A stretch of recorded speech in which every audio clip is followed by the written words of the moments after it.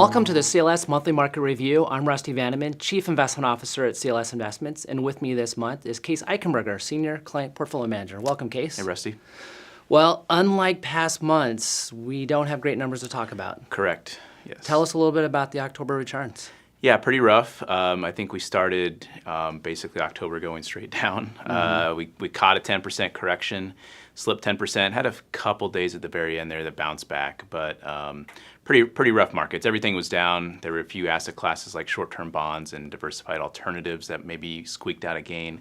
But what led the way down was growth stocks in the U.S. and overseas, so being more value investors here helped us out. Well, I think one thing you can say, I mean, if there's any comfort, globally diversified portfolios lost less. Right. It's still a loss, but since the markets do go up over time, any relative performance you can pick up. Usually, we like to think good managers pick up performance in down markets, and so globally diversified portfolios did do that last month. Well, give us an update on earnings, on corporate earnings. Yeah, so earnings have been really good this quarter, mainly in the S&P 500. So over half have reported, and they've been coming out really good. 80% of companies have been beating expectations, which is very important. But companies really aren't getting rewarded much anymore. Yeah. So prices in the stock market is always forward-looking. It's a discounting mechanism, they say. So I think most of the time, if you beat expectations, you get on average a 1% pop in your stock price. Now you're getting a 1% decline, even if you beat. So I think there's just a lot of other headwinds potentially facing these companies. But you know, a lot of that was wrapped up in the October price action. So I mean, the bottom line is strong. Yes. Corporate fundamentals are strong. Yes. The economy is strong. And as we've written about and talked about, September and October before midterm elections is usually weak. Right. And that is what we saw. Yep. And usually after the election, November, December is usually pretty strong for the market. So hopefully we'll get a pretty good November, December. Well, one thing that I wrote about, and again, you're on here because you wrote the weekly 3 coming up right after month end. I wrote it right before month end. So we kind of tag team on month end. Did.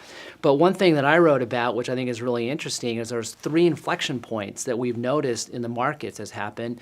And one is value versus growth stocks. And so growth stocks, characterized by the big FANG stocks, Facebook and Amazon and Netflix and Google, now known as Alphabet, of course, they've really been underperforming since the summertime. Yeah, July. And we've really seen value stocks outperform, particularly last month. The second inflection point is international has been outperforming domestic now for roughly a month as well. Yeah. Again, losing less, but still losing ground. Yeah. And then the last one, which is really interesting, is or commodities. The commodities asset class has also been outperforming of late. Something we've been emphasizing in portfolios, of course. Yep. So yeah, commodities have done pretty good.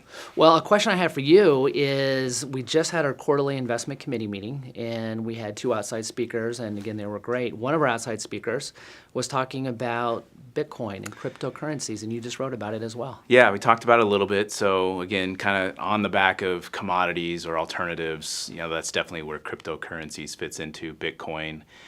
Matt Hogan was in to talk about this evolving asset class. Bitcoin just turned 10, and I think it's important for us to always try to figure out what's next on the horizon, of course. So there is an investment case for it. You know, it can be shown to help your risk-adjusted returns, lower your drawdowns, enhance overall portfolio returns.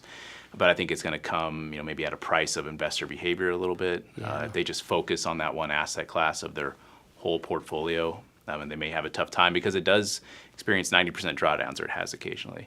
And there's really just not an investable way to get to it yet. We really want to be in an ETF format, and I think we're going to have to wait, you know, till 2019 or longer for that. Yeah. And as you kind of referred to, it's going to need education. Yes. I mean, there's a strong investment case for it, but you know, a lot of investors like to break down the portfolio and look at each little wiggle in there, and really it's going to help the overall portfolio. Exactly. But, education is required. Well, thanks, Case. Yeah, thank you. And good weekly 3. And thank you for your time and trust in CLS Investments.